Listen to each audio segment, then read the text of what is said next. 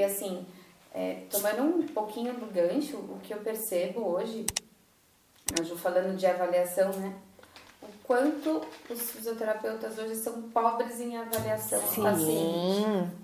Sim, a gente Anamnese. percebe a anamnese, né, bem falha. E quando a gente não avalia o paciente adequadamente, fica difícil de conduzir o tratamento e quantificar as melhoras clínicas. Favor, Né? E eu gostaria isso que a gente falasse, né, justamente disso. Sim. Nessa experiência de vocês hoje, o que vocês percebem quanto ao atendimento particular na parte da reabilitação? E vocês já trabalharam com convênios também. Qual a grande diferença que eu queria que vocês salientassem na opinião de vocês? Olha lá, eu realmente comecei com home care de empresa mesmo, eu acho que foi o meu alicerce, eu aprendi muito, cada caso uma patologia, cada caso uma diferença, cada paciente, aqui pode ter um paciente esclerose múltipla e aqui também a gente vê a diferença de uma casa para outra, de um paciente para o outro, então a gente consegue ter uma base de um total, né? Certo. Mas eu hoje penso que eu podia ter entregue muito mais do que eu entreguei. Mas de repente, naquela situação, era o que eu podia entregar, né? Talvez eu não estivesse tão amadurecida e eu não tinha profissionais referências, né? Então, eu acho que hoje você precisa ter um profissional referência. E ter um profissional referência, um ou mais, não é gerar cópia, né? Não é você se copiar, não, é você se espelhar no melhor. Não para você tentar ser o melhor que ele, mas assim, é a referência. Sim. Se ele é a referência, ele sabe o que ele está fazendo. Então, por que Querer você não se aprender também, né? Por que você não se junte a ele para aprender? Então, Ah. assim, eu trabalhei em home care como uma referência de home care, né? Com um profissional que era referência.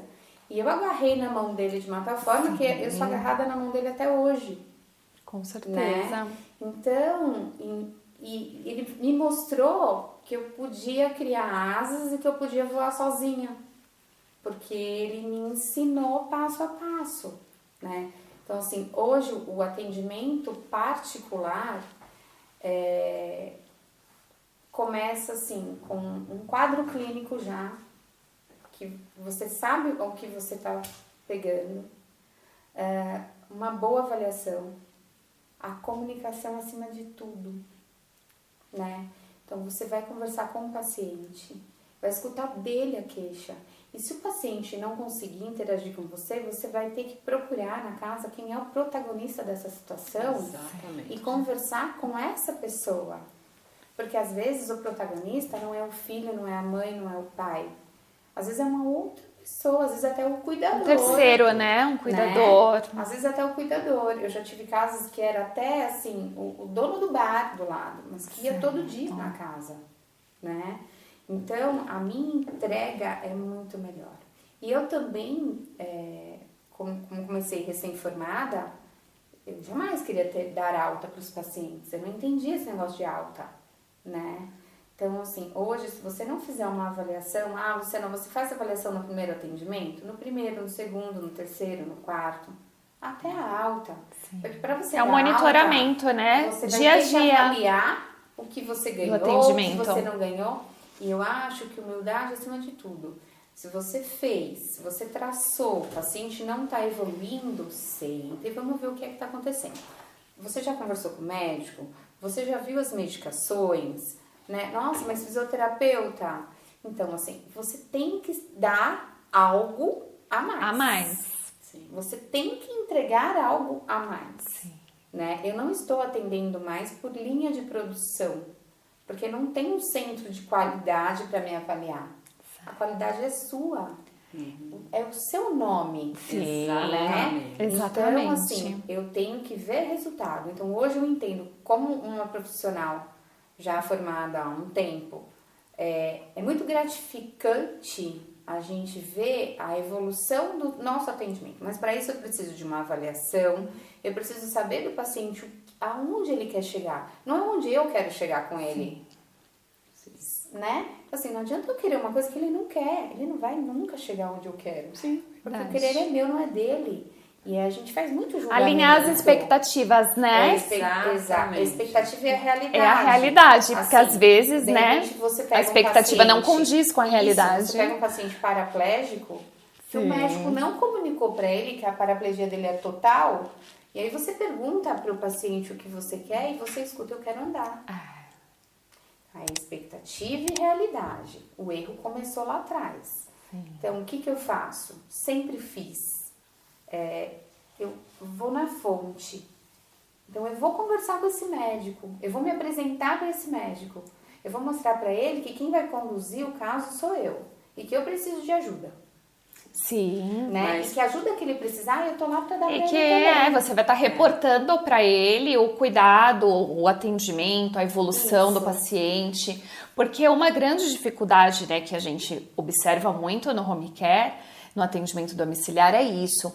A falta de qualificação dos profissionais fisioterapeutas para conversar com o médico, para passar o caso para o médico, né? Então, assim, é uma grande diferença que muitas vezes precisa do quê? Do coordenador para fazer esse suporte ao médico. E muitas vezes o que acontece também, os profissionais, eles vão lá e fazem aquele serviço meia boca, né? Aquele serviço tipo produção, que a Lu falou. Linha de produção. Um paciente atrás do outro, mete lenha e é aqueles minutinhos contados para formar, né, o salário dele no final do mês.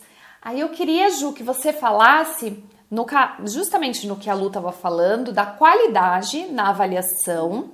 E eu queria que você emendasse na diferença de valor, né? O valor do atendimento fisioterapêutico e o preço.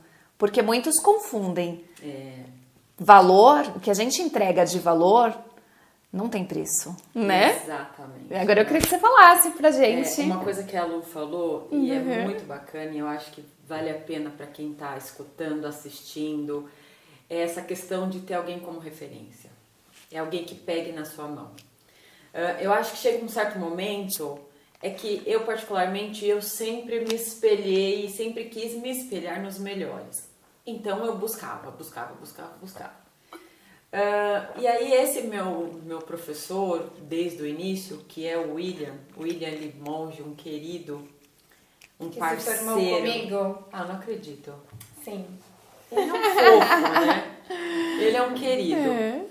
Ele foi um anjo da guarda na minha vida, e eu acho que isso a gente tem que levar para a vida inteira. Os anjos que aparecem na nossa vida, sabe? É verdade. Deus coloca pessoas ali no seu caminho. E ele foi um que, o dia que eu fui assinar, assim, você passou, ele falou, agora vem trabalhar com a gente. Eu ia pegar o meu crefito ainda, né? Já Então, tinha recebido uma oportunidade. E ele falou, você vai com a gente, você vai para avaliação, você vai para conhecer paciente. E aí eu falei, gente, eu sou muito burra se eu não me espelhar nele e no Denis, que era o parceiro dele na época de sócio.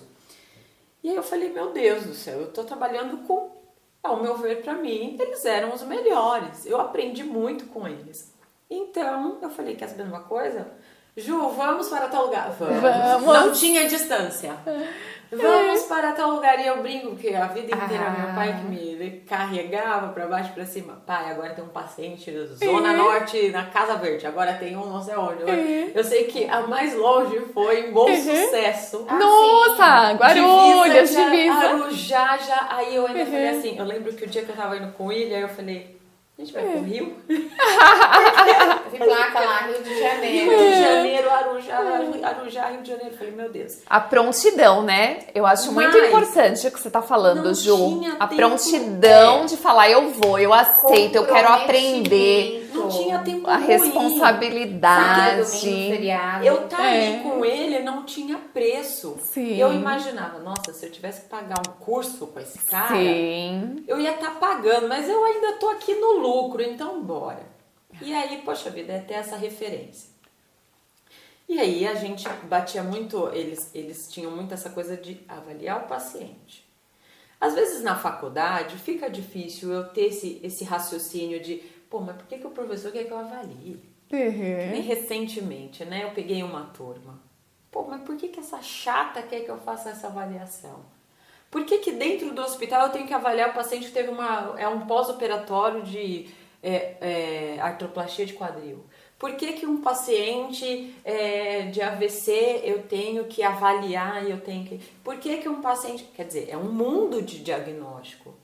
Pô, eu vou ter que entender de tudo. A gente tem que ver um paciente como um todo. Como né? um todo. Exatamente. Só que é o que eu falo, não tem como eu traçar um tratamento se eu não avaliei. Exatamente. Se eu não sei aonde eu quero chegar, Como que você vai desenvolver? pelo amor de Deus, é a mesma coisa eu ter um GPS na mão. Olha, eu não sei pra onde eu quero ir, mas eu tenho... Eu vou pra algum lugar. Não é deixa a vida me levar, né, mas gente? Você Então, vai assim... rodar, você vai se desgastar e você não vai chegar onde você... Porque você não sabe onde você quer chegar. É questão de avaliação. E eu me lembro que o meu primeiro paciente foi esse bebezinho de 8 meses. Então, assim, eu nunca fui muito de atendimento da pediatria. O meu forte, eu sempre gostei de trabalhar com adulto. Mas o meu primeiro foi ele, esse bebê fofo, que tinha uma bronquiolite, mas ele tinha, por conta da bronquiolite, um atraso no desenvolvimento motor. Por conta do quadro daquele pulmãozinho que estava sempre acometido. Certo. Inicialmente, o médico havia dado lá... A fisioterapia respiratória. Fisioterapia respiratória, 30 sessões. Aí eu falei, meu Deus do céu, eu vou ficar vindo aqui até recém-formada? Até quando? E aí eu fui com um deles, a gente avaliou, conversamos com a família, tal, enfim, comecei. Antes das 10 primeiras, o bebê já tava, assim, já teve que subir a grade do berço, abaixar o colchão, porque ele já tava pulando do berço. E a avó falava assim, o que você faz com esse menino? E era tão bacana que a avó confiava o bebezinho comigo no quarto e ela falava, agora é com vocês. E eu ficava ali fazendo a minha trabalhando. E o tanto quanto que é gratificante para nós profissionais ver essa evolução. Você falou uma coisa, Ju, que é bem interessante lá. O médico prescreveu fisioterapia 30 sessões. Não, e aí assim, quando eu vi Como que a gente pode deixar... E isso eu escutei do Dr. Douglas Crispim agora, faz umas 3 semanas, numa aula que eu tive com ele. Porque assim, eu tenho 20 anos de formada, mas eu vou em aula, eu faço aula, a gente faz especialização, a gente vai se reciclando, Sim, né? continuamente. E ele só tinha fisioterapeutas, e ele falou assim, vocês não podem deixar o médico prescrever fisioterapia. A fisioterapia é sua, você é o fisioterapeuta. Mas é que muitos médicos, né, hoje, né, menos, mas há tempos atrás, eles escreviam mesmo. Agora, né, acho que o conselho deve, né, ter orientado. Agora eles estão prescrevendo somente fisioterapia. Mas N casos a gente recebe até com conduta fisioterapêutica. E aí a gente cai na questão. Da avaliação. Médico não estuda fisioterapia. Quem estuda diagnóstico fisioterapêutico, quem estuda tratamento de fisioterapia é o fisioterapeuta. Exatamente. É ele que determina o programa. Só que se o médico ele não tem segurança em um profissional, ele vai prescrever. Sim. Porque ele fala, eu não sei, até então os pacientes eu prescrevo 30 do jeito que vai, o paciente volta. Pior. Sim. Entendeu? Então, mas é a diferença que a gente falou, o preço e o valor. Quem é o fisioterapeuta que está fazendo esse atendimento? Então, gostou desse corte? Assista o podcast completo. Se inscreve aí no canal Larissa Reis Físio, ajude a gente a ter mais alcance, a compartilhar conhecimento com outros profissionais e comente, escreva pra gente, dê novos temas, dúvidas que vocês queiram que a gente faça novos podcasts. Deus abençoe, queridos. Um grande beijo.